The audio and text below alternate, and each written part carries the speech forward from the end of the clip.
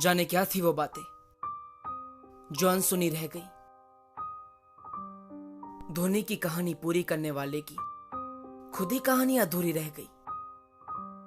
प्यार तो करोड़ों को था उससे, फिर भी ना जाने किसकी कमी खल गई।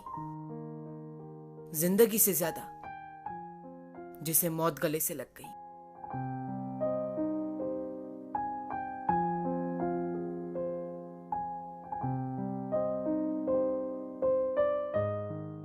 पढ़ा था मैंने कहीं, जो मर गया उसने जीकर भी तो देखा होगा, लेकिन शायद किसी ने उसे जीने का मौका ही नहीं दिया होगा।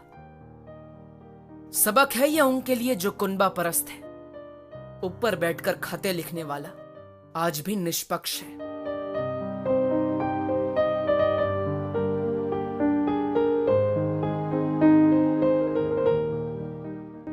लेकिन सवाल है जो हमें सोचने पर मजबूर कर गया।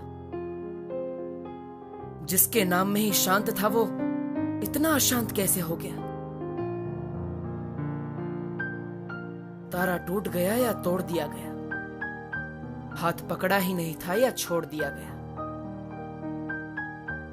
समय तो नहीं लौट सकता, पर जानना जरूरी है उसे खुद जाना था या भेज दिया गया।